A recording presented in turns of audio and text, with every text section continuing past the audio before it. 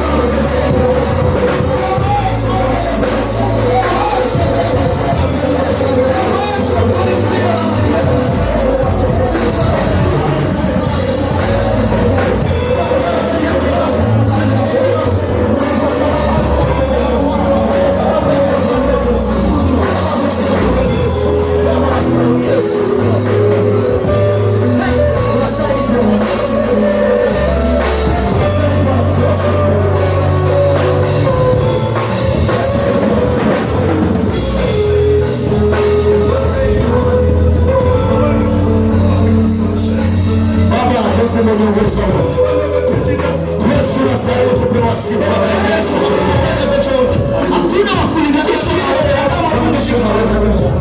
Yesu, ninapokusifu ni wewe umefanya.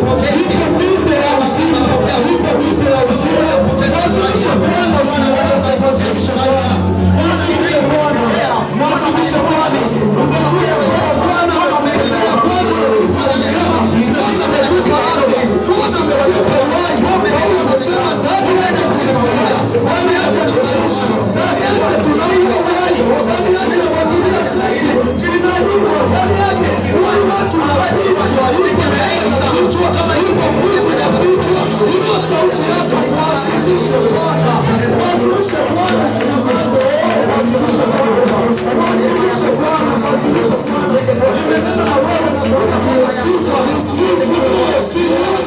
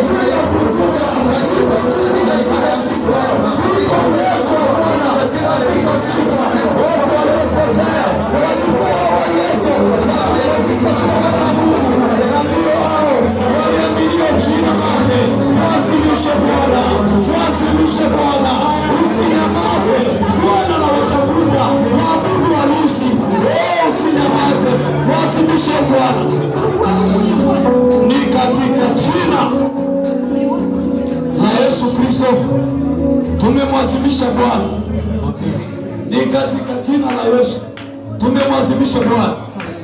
Pigie Bwana makofi hapo ulipo. Shukuru Bwana na kulimbia jina lake, ewe uliye juu. Ikiwa pana neno jema, ina maana lipo neno baya. Najua ya kwamba adui alikusudia mengi juu yako. Daudi anasema kwamba waandaa meza mbele yangu, watesi wanile nyama yangu. So kulika nyama ni maamuzi yako. Kumilikiwa na giza ni maamuzi yako. Giza ni nini? Giza ni kuchanganyikiwa. Giza ni kupoteza mwelekeo. Giza ni ukosefu wa nguvu. Taswa ndio mwana Mungu amelifichua neno lake.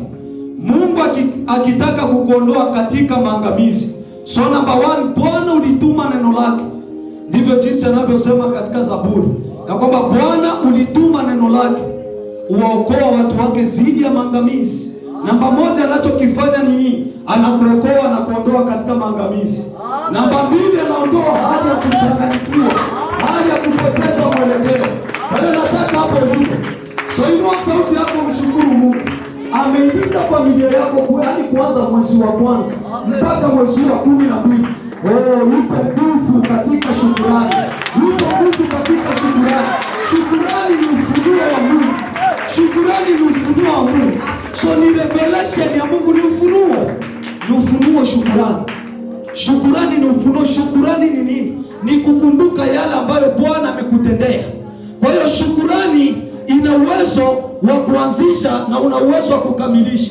Shukrani inafanya nini? Moja ya nguvu ya shukrani ni kuhakikisha milango iliyokuwa imefunga imefunguliwa. Na ndiye Bwana, lipo neno jema, lipo neno jema, lipo neno jema, lipo neno jema.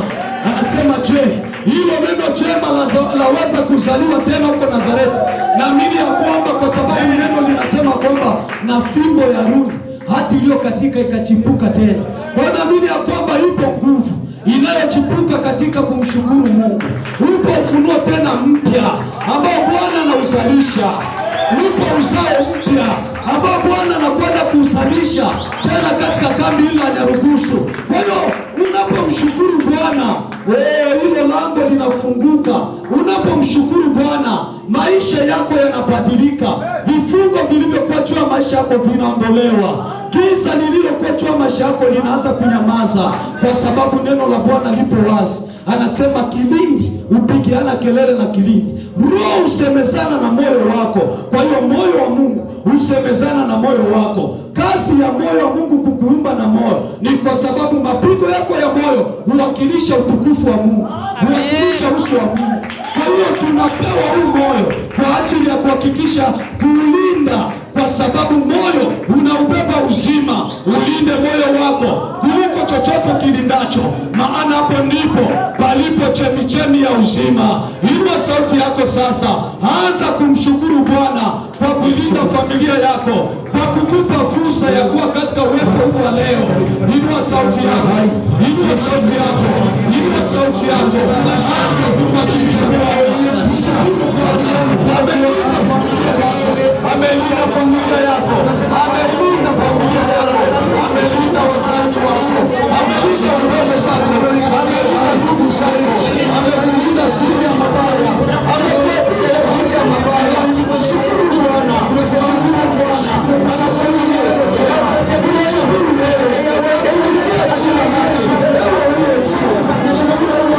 Anasema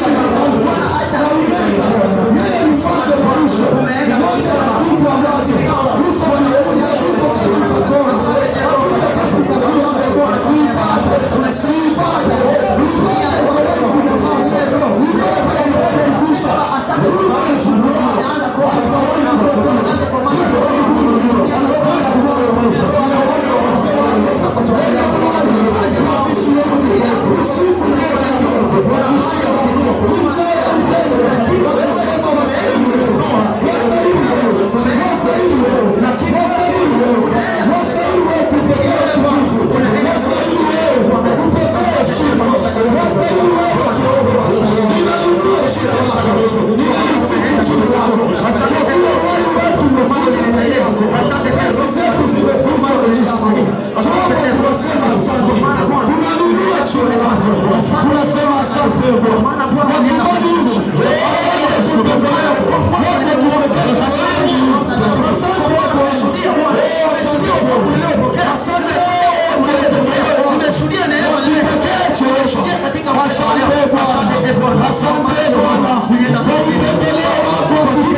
Sadaka Jehova uharibike. Wasimishe Bwana katika maisha yako. Mtoto niharibike. Bwana nasema asante kwa maana umenifanya leo nisimame mbele yako. Asante kwa maana Jehova leo umeinua mbele yako. Bwana, kuna wengine ambao tulizaliwa nao pamoja leo hawako tena duniani. Kuna wale wasimishe Bwana usimame nao pamoja. Wasimishe Bwana. Usinyamaze. Wasimishe Bwana. Usinyamaze.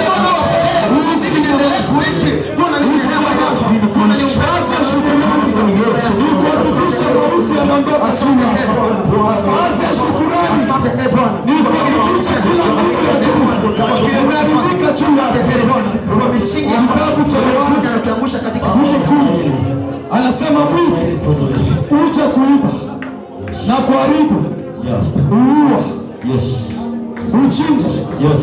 Kwa hiyo ni vitu vitatu ambavyo adui alikuwa amevikusudia juu yako, lakini kupitia shukurani ina uwezo wa kuondoa mauti, ina uwezo wa kuondoa kazi ya adui, ina uwezo wa kukupa mwanzo mpya tena, ina uwezo wa kukupa ndoa mpya tena, ina uwezo wa kukupa kibali kipya tena. Niko mahala hapa kunena na malango yaliyokushikilia, niko mahala hapa kunena na mbingu zilizo na anga lililokushikilia. Anasema na hata anga zilizokuwa juu yako haitakuwa shaba, haitakuwa shaba, haitakuwa shaba, haitakuwa shaba, haitakuwa shaba. Inua sauti yako mwazimisha Yesu, inua sauti yako mwazimisha Yesu, ni katika jina la Yesu Kristo. Hawezi kutumiazimisha kwa kama jina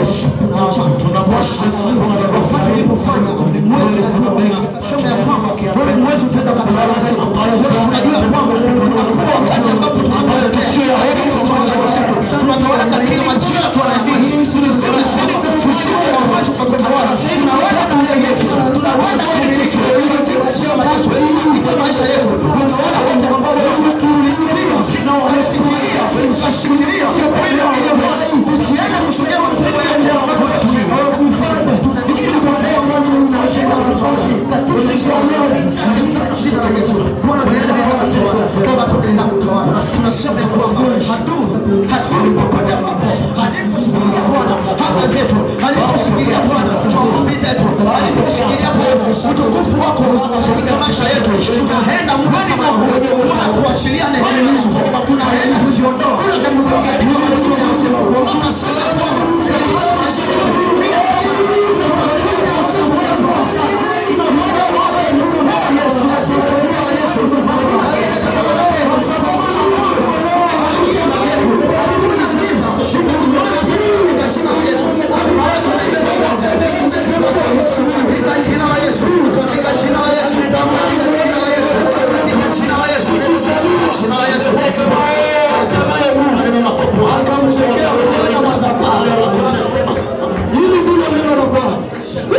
Katika kitabu kile cha Mwanzo sura ile ya 8 kuanzia 20 mpaka 21, neno la Bwana lipo wazi. Anasema na hata ikawa Nuhu akamjengea Bwana madhabahu. Ajabu iliyopo, Biblia inasema kwamba Nuhu akapata neema machoni pa Bwana. Maombi ni lango linalotukutanisha na Mungu. Maombi ni sehemu ya mwanadamu anapokwenda kukutana na uungu wa Kristo. Uungu ni nini? Uungu ni nguvu za Mungu zilizokuwa juu ya maisha yako. Kiufupi, uungu ni upako.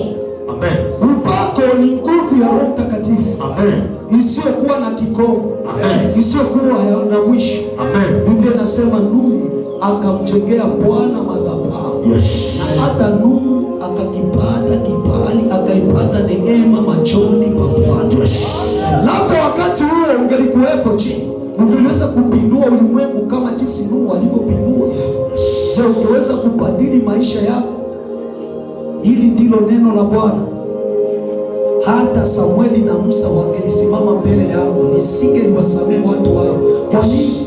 Ni kwa sababu Samueli then Musa, watu hao walikuwa na uwezo wa kubadili matokeo. Na ndiyo maana Musa alifikia hatua ya kuitwa Mungu hapa duniani. Kwa nini? Kwa sababu Musa alikuwa na uwezo wa kubadili ratiba. Musa alikuwa na uwezo wa kubadili protokol ya kimbingu. Ninachomwamini Mungu katika mwaka huu 2026, naamini katika mkesha huu ya kwamba yupo mtu hapo anayekwenda kubadilisha maisha yake.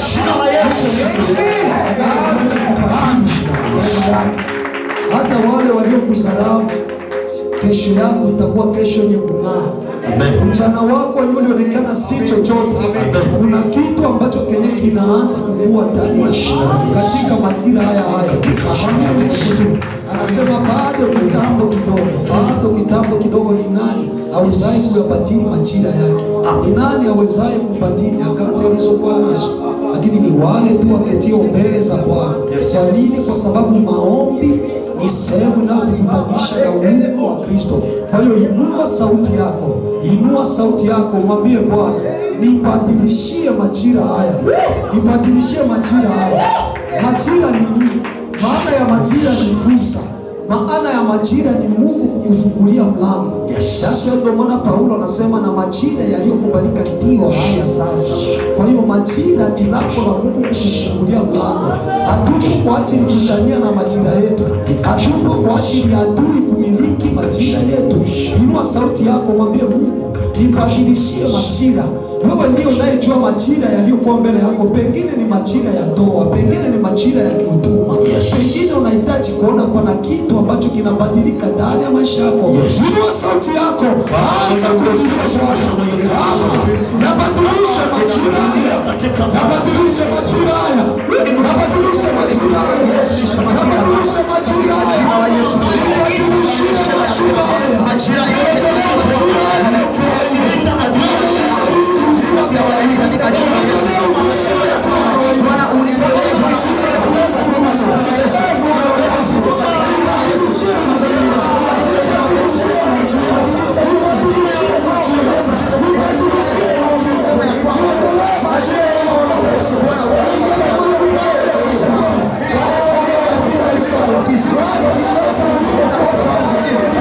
Yes.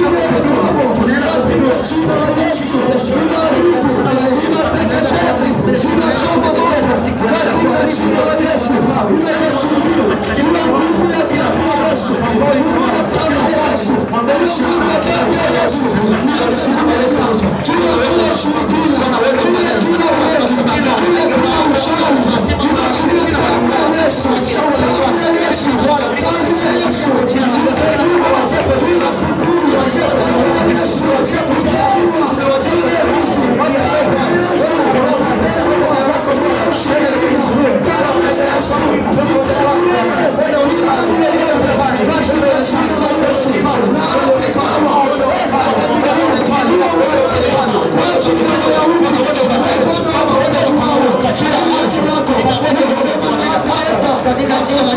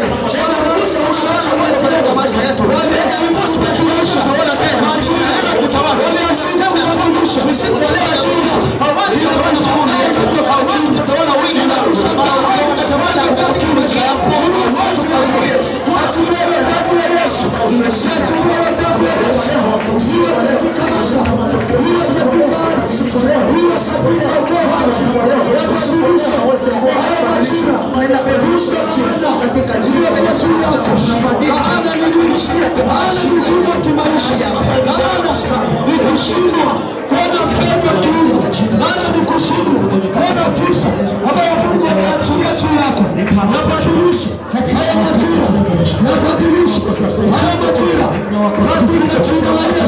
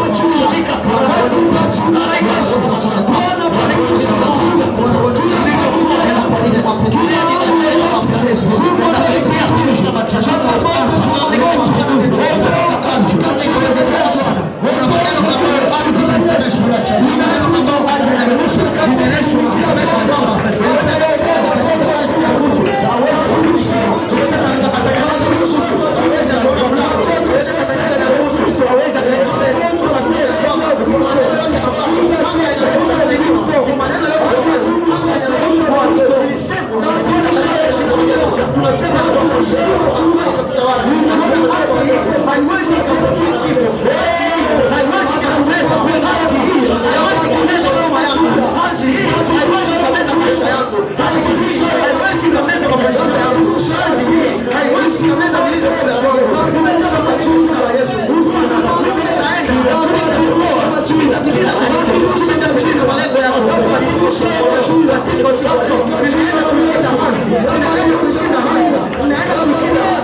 unaenda kushinda jina la Yesu, unaenda kushinda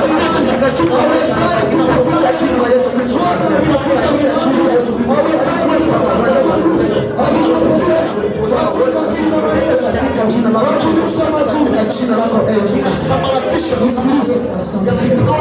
Nisikilize mtu wa Mungu. Nisikilize mtu wa Mungu. Imeandikwa katika Ufunuo. Biblia ipo wazi. Nasema wakamshinda. Kwa hiyo damu ya mwana kondoo. Wakamshinda kwa hiyo damu ya mwana kondoo. Na kwa hilo neno la ushuhuda. Amen.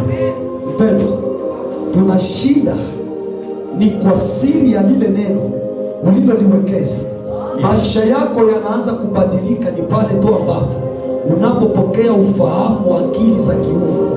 Moja ya ufahamu wa kujua ya kwamba unatembea na akili ya kiungu ni kuliruhusu neno likae ndani yako. Anasema na neno liwe kwa wingi ndani yenu. Kwa hiyo neno la Mungu sio kitabu cha kukua kama hadithi ndani ya maisha yetu. Neno la Mungu ni kioo ya kubadilisha maisha yetu. Neno la Mungu ni kioo ya jamii iwezayo kupindua kila hali iliyoshikilia vijana, hali zilizoshikilia mabinti. Unaweza ukaipindua kupitia tu fahamu wa neno la Mungu. Anasema na hata aliposema nami na Roho wa Bwana akaniingia. Roho wa Bwana, Roho wa Bwana ambalo ni neno la Mungu. Unapolikumbatia neno la Mungu, unapokuwa mtu wa kulisoma neno la Mungu, maisha yako yanabadilika. Na ndio maana gaswa neno la Mungu lipo wazi. Anasema na hata jina linabeba sifa. Lipo jina linabeba sifa. Mwambie Mungu, badilisha jina la ukoo wangu. Badilisha jina la ukoo wangu. Hesabu 27, Hesabu, kitabu cha Hesabu 27 kuanzia mstari wako wa 4 mpaka 5. Anasema na hata wale mabinti waliofika wakaenda mbele za Musa wakimwambia kuhani, kwa nini kuyafuta majina yetu katika kitabu cha urithi? Kwa sababu je, ndani ya familia yetu hapajazaliwa mtoto wa kiume? Kwa hiyo kumbe majira ya Agano la Kale watu walikuwa wakirisi kupitia watoto wa kiume. Lakini mimi naamini hata wewe binti ulioko mahali hapa una uwezo wa kurisi. Una uwezo wa kurisi. Una uwezo wa familia yako. Anasema nisalimieni Priska na Akila. So Priska alikuwa mwanamke kama wewe, wa jinsia kama ya kwako, upo kama la kwako. Na akaamua kubadili maisha yake. Akaamua kubadili maisha yake. Inua sauti yako, mwambie Mungu, badilisha jina la familia yangu. Badilisha jina. Inua sauti yako. Baba, katika jina la Yesu. Badilisha jina. Badilisha jina la Yesu. Badilisha jina la huduma yangu. Badilisha jina la huduma yangu. Katika jina la Yesu. Badilisha jina la huduma yangu. Badilisha jina la huduma yangu. Katika jina la Yesu. Badilisha jina la huduma yangu. Badilisha jina la huduma yangu. Yesu Kristo.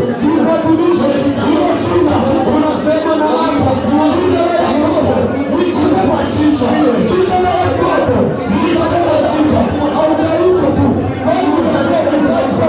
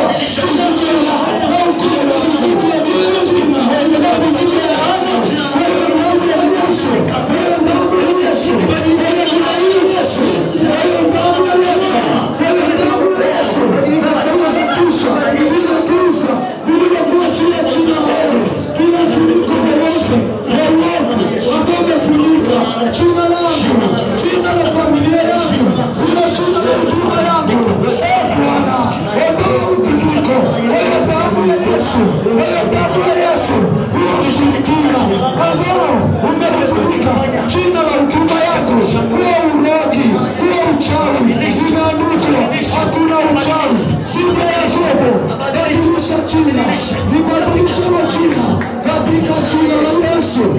Bwana, ninakurudisha tena, ninakurudisha tena juu ya huduma yangu, ninaitisha neema yako juu ya huduma yangu, ninakurudisha jina la huduma yangu, ninakurudisha jina la maisha yangu, ninakurudisha jina la ulimwengu. Haleluya,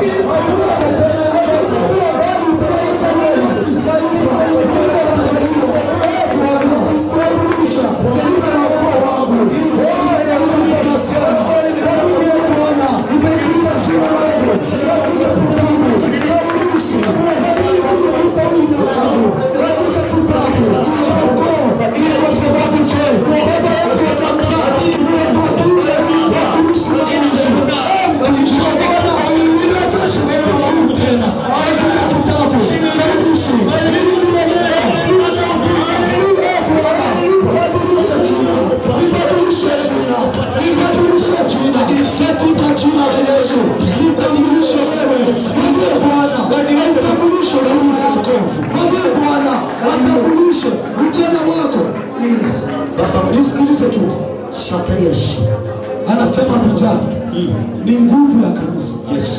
Vijana ni nguvu ya kanisa. Sikumbuki Isaya anasema kwamba ziti, nafikiri ni 40, anasema kwamba na siku hiyo vijana watazimia, watapiga mbiu, watachoka, watachoka, lakini wale wamngojao Bwana watapokea nguvu mpya kama mbawa za tai. Watapokea nguvu kama mbawa za tai.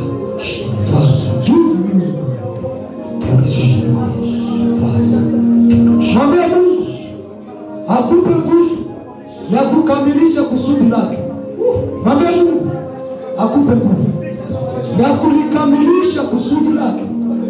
Mwambie Mungu akupe nguvu ya kulikamilisha kusudi lake. Usipopokea nguvu kama ya mbawa za tai, haitakuwezesha kuliona lango la maombi. Lipo lango la maombi. Kusudi ya Mungu kwako ni nini? Ni picha aliyoifunua ya kutumikia wito wako. So Mungu hajakuita tu kuwa mtu wa kawaida. Mungu amekuita kuwakilisha mbingu. Mungu amekuita uwakilishe mbingu. Mungu amekuita uwakilishe mbingu. Neno la Bwana lipo wazi. Anasema wayaonapo matendo yenu na yamtukuze Mungu. Kwa hiyo katika maisha yako ukiona ya kwamba haujamwakilisha Kristo, fahamu ya kwamba katika maisha yako bado kuna tatizo. Lazima kila watuonapo wamwone Yesu. Kila watuonapo wajue serikali ya mbingu inanena duniani. Yohana 1:12 anasema wote waliompokea walipewa uwezo wa kufanyika kuwa wana wa Mungu, ndio hao walioamini jina lake. Uwezo huu, uwezo wa kushinda dhambi, uwezo wa kushinda mila, uwezo wa kuharibu mila, uwezo wa kuvunja laana, uwezo wa kutoka katika utumwa wa dhambi. Kwa hiyo inua sauti yako, mwambie Mungu, nipe nguvu ya kulikamilisha kusudi. Nipe nguvu ya kulikamilisha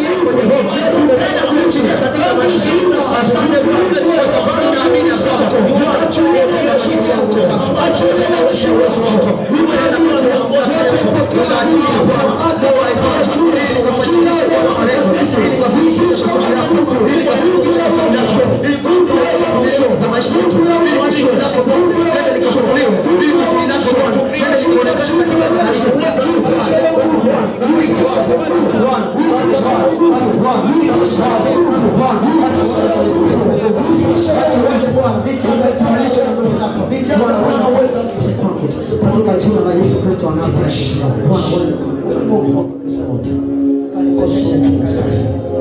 Katika usifu wako Bwana. Ni katika jina la Yesu Kristo. Pigie Bwana makofi mahali hapo. Kuanzia sasa. Yes. Mpaka ifikapo mwaka 2026. Yes. Bwana akupe muujiza katika jina. Yes. Imeandikwa utukufu wa mwisho ni bora kuliko ule wa kwanza. Yes. Kwa hiyo wewe ambaye ulikuwa haujapata chochote kabisa, na kuombea kwa Mungu kuanzia sasa, ukame uliokuwa juu ya maisha yako umefutika katika jina la Yesu. Mauti yaliyokuwa yameandikwa nimeyafuta katika jina la Yesu. Kuanzia sasa, hata lile hitaji lililokuwa sugu juu ya maisha yako, Bwana amekwisha kukujibu katika jina la Yesu. Bwana amekwisha kukujibu katika jina la Yesu. Bwana